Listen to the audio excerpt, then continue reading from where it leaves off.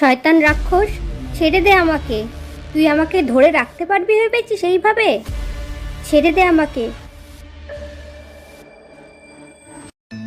ও দিদা তুমি বলেছিলে না যে ঘুরতে নিয়ে যাবে সকালে? চলো চলো, আমি উঠে পড়েছি, দেখেছো আমি উঠে রেডিও হয়ে গেছি ঘুরতে যাব বলে। চলো চলো।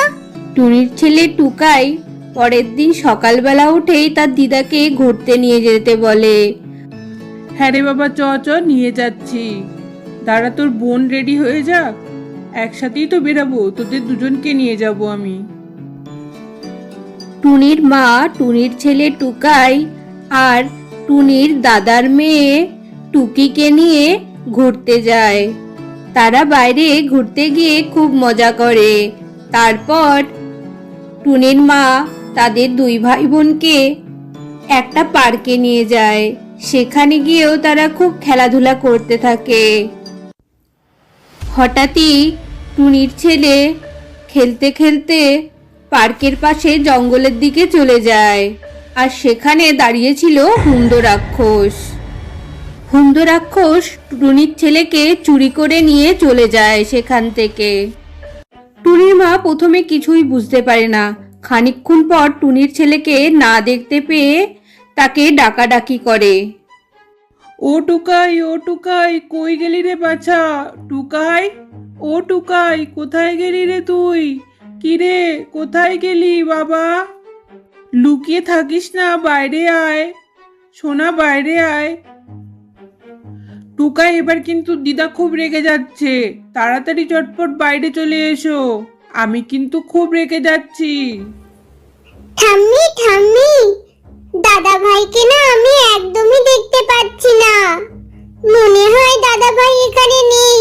কেউ আবার দাদা ভাইকে ধরে নিয়ে গেল না তো? অমন কথা বলিস নে মা, অমন কথা বলিস নে। ও টুকাই রে, কোথায় গেলি তুই? তোর মাকে আমি কি জবাব দেব? ও টুকাই রে। টুনি আর টুনির দাদা খবর পেয়ে সেখানে এসেও উপস্থিত হয়। তারপর টুনির মা তাকে সব কথা বলে। হ্যাঁ, এটা মনে হচ্ছে হুমদো রাক্ষসেরই কাজ। ও তো আগেও টুকাইকে চুরি করে নিয়ে গেছিল, এরকম তো প্রথমবার না। তুমি এক কাজ করো মা, তোমরা বাড়ি যাও, আমি একবার বানর ভাইয়ের কাছে যাই। বানর ভাই আমাকে এর সমাধান বলে দিতে পারবে। টুনি বানরের কাছে গিয়ে সব কথা জানায়। বানর টুনিকে নীলপরীর কাছে নিয়ে যায়। টুনি নীলপরীকে সব কথা জানায়। তুই চিন্তা করিস না টুনি, আমি তোর ছেলেকে ঠিক উদ্ধার করব। ওই শয়তান রাক্ষসী তোর ছেলেকে তুলে নিয়ে গেছে। যেহেতু সোনার গোলাটা তুই ওকে চুরি করতে দিসনি, সেই কারণেই ও তোর উপর রেগে আছে। এরপর নীলপরী সেই রাক্ষসের ডেরায় যায়। শয়তান রাক্ষস, তোর এত বড় সাহস, তুই আবার টুনির ছেলেকে চুরি করেছিস? তোর কি কোনো লজ্জা নেই? দাঁড়া, তোর আমি দেখাচ্ছি মজা। তুমি আমার সাথে আর পারবে না নীলপুরি, আমার সাথে তুমি আর পারবে না। এই বলে রাক্ষস নীলপরীকে বন্দি করে ফেলে। নীলপরী অনেক চেষ্টা করেও সেখান থেকে ছাড়া পায় না। শয়তান রাক্ষস, খোল খোল আমাকে, যেতে দে আমাকে। তোর এত বড় সাহস, তুই আমাকে ধরে রাখিস? আগের মতো দুর্বল আমি আর নই, আমার এখন শক্তি তোমার থেকে দ্বিগুণ হয়ে গেছে। অতএব তুমি আমার এই জাল কেটে বেরাতে পারবে না, আর তোমাকে কে বাঁচায় আমি দেখছি। ও বানর ভাই, নীলপরি তো সেই কখন গেছে টুকাইকে নিয়ে আসতে, কিন্তু টুকাইকে তো আনতেই পারলো না। আমার তো এখন নীলপরির জন্য চিন্তা হচ্ছে, ওই দুষ্ট রাক্ষস আবার নীলপরির কোনো ক্ষতি করে দিল না তো? আরে ধুর টুনি, তুইও কি বলিস? নীলপুরীর ও ক্ষতি করবে কি করে? কতবার তো ও ওই রাক্ষসকে পরাজিত করেছে, অতএব নীলপুরীর সাথে ও পেরে উঠবে না। এইভাবে দেখতে দেখতে 4 দিন কেটে যায়। তাও নীলপরি ফেরে না। ও বানর ভাই 4 দিন হয়ে গেল, এখনো নীলপরি আমার ছেলেকে নিয়ে ফিরলো না। তুমি একটু কিছু করো না গো, আমার তো খুব দুশ্চিন্তা হচ্ছে, দুজনের জন্যই হচ্ছে। আর আমার ছেলেটা তো খুবই ছোট, ওর উপর দিয়ে কি কি সব ঝড় যাচ্ছে। হ্যাঁ, আমিও সেটা ভাবছি। এরকম তো হওয়ার কথা না। নীলপরীকে ওই রাক্ষস শায়েস্তা করবে, ওর এত ক্ষমতা তো হওয়ার কথা না। তুমি চিন্তা করো না টুনি, আমি দেখছি। আমরা এক কাজ করি, আমরা রানীপুরীর কাছে যাই। রানীপুরী কিছু একটা এর উপায় বলতে পারবে। বানর তখন টুনিকে নিয়ে রানীপরীর কাছে যায়। টুনি সেখানে রানীপরীকে সব কথা বলে। রানীপরী তার শক্তি দ্বারা সবকিছু জানতে পারে। হ্যাঁ টুনি, তোমার ধারণাই ঠিক। ওই দুষ্টু রাক্ষস নীলপরীকে আটকে রেখে দিয়েছে, কেননা এতদিন ও অনেক শক্তি অর্জন করেছিল, আর সেই শক্তির জন্য ওর পাওয়ার আগের থেকে দ্বিগুণ হয়ে গেছে, আর সেই কারণেই ও নীলপরীকে কাবু করতে পেরেছে। এখন ওই রাক্ষসের যা ক্ষমতা হয়েছে, ওকে পরাজিত করার ক্ষমতা আমার কাছেও নেই। তাহলে কি হবে রানীপুরী? তাহলে কি আমি আমার ছেলেকে ফেরাতে পারবো না? নীলপরীকে কি বাঁচাতে পারবো না? কিছু একটা উপায় বলে দাও, ওদের দুজনের প্রাণ বাঁচাও তুমি। ওই শয়তান রাক্ষস তো ওদেরকে মেরেই ফেলবে। কোনো উপায় বলো, একটা অন্তত উপায় বলো। সবসময় সত্যেরই জয় হয়, সবসময় ভালোর জয় হয়। ও তো শয়তান রাক্ষস, ওর কি করে জয় হতে পারে? এটা হতে পারে না। দাঁড়া, আমি দেখছি কি উপায় বার করা যায়। হ্যাঁ, একটা উপায় আছে। আশ্চর্য সোনার গোলা যদি নিয়ে যাওয়া যায় ওখানে, তাহলেই ওই রাক্ষসকে শায়েস্তা করা যেতে পারে। কিন্তু সেই আশ্চর্য গোলা তুই নিয়ে গেলে হবে না, ওই জাদুর সোনার গোলা নিয়ে যেতে হবে সিংহকে। আর সিংহ ওখানে নিয়ে গিয়ে ওই রাক্ষসের সামনে যদি জাদুর সোনার গোলাটা রেখে আমি একটা জাদুর কলসি দেব, সেই কলসিতে যদি 3 বার ফু দেয়, তাহলে ওই রাক্ষস ওই কলসির মধ্যে আটকা পড়ে যাবে। ঠিক আছে রানীপুরী, আমি জানি ওই সোনার গোলা কোথায় আছে, আর ওটা আমি আগের বার উদ্ধার করতে সাহায্য করেছিলাম, তো সিংহরাজ নিশ্চয়ই রাজি হয়ে যাবে। তুমি আমাকে ওই কলসিটা দিয়ে দাও, আমরা নিয়ে রওনা হই।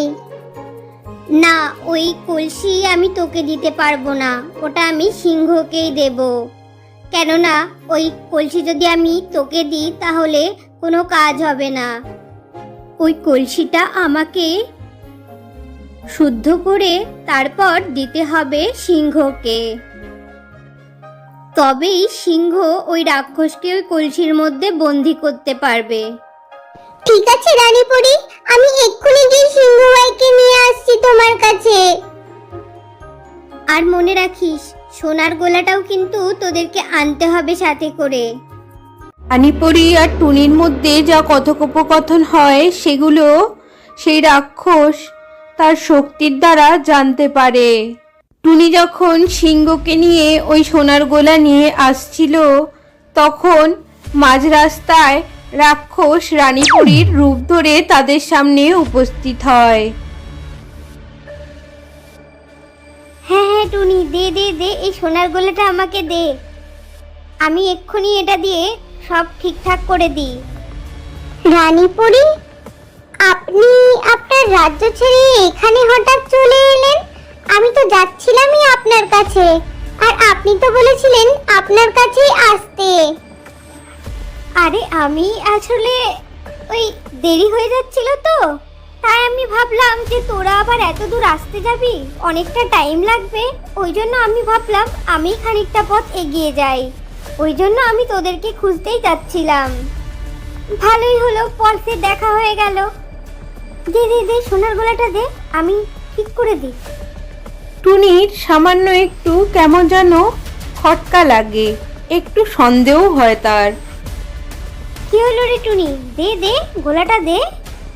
এই নাও রানীপরি, এই নাও গোলা।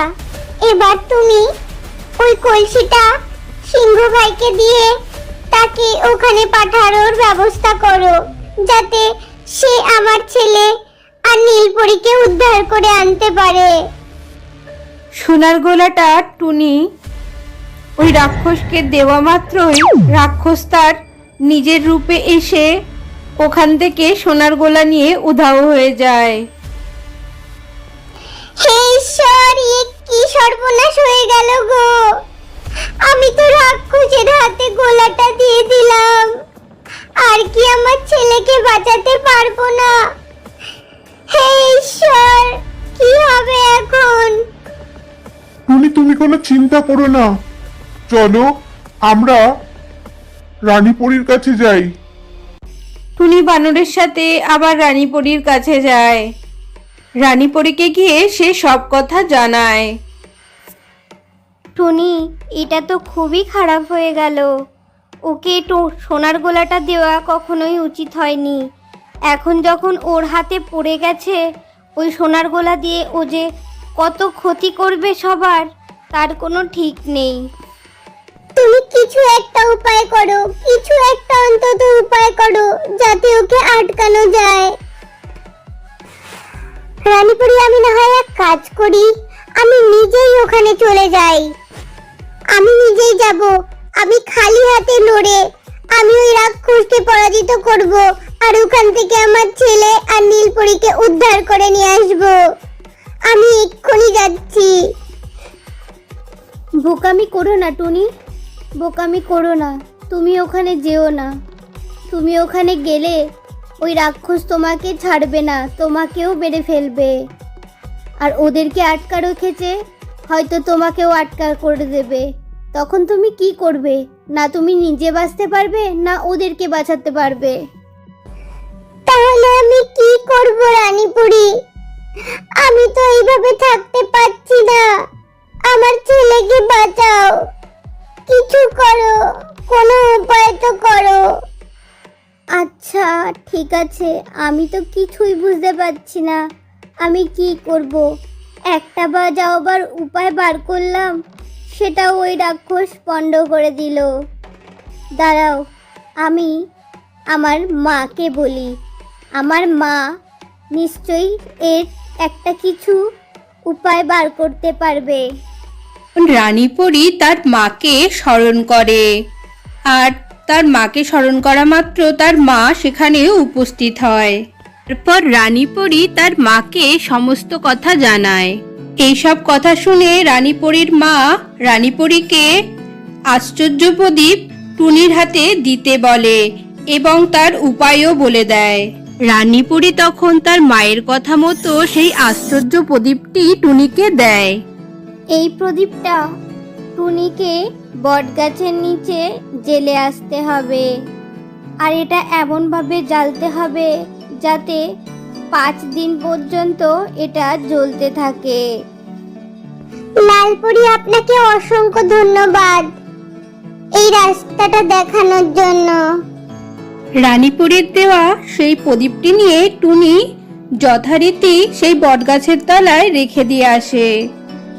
এরপর দেখতে দেখতে 5 দিন কেটে যায়। এরপর টুনি সেই প্রদীপটিকে নিয়ে রানীপরীর কাছে আবার নিয়ে যায়। রানীপরী টুনিকে কি উপায় বলল? টুনি কি আদৌ তার ছেলেকে উদ্ধার করতে পারবে? জানতে হলে দেখুন আগামী পর্ব। হ্যালো বন্ধুরা, এই গল্পটা তোমাদের কেমন লেগেছে তা অবশ্যই আমাকে কিন্তু কমেন্ট করে জানিও। আর গল্পটা যদি তোমাদের ভালো লেগে থাকে তাহলে এই গল্পটিকে একটা লাইক করে দিও, আর অন্যদের সাথে শেয়ার করতে ভুলো না কিন্তু।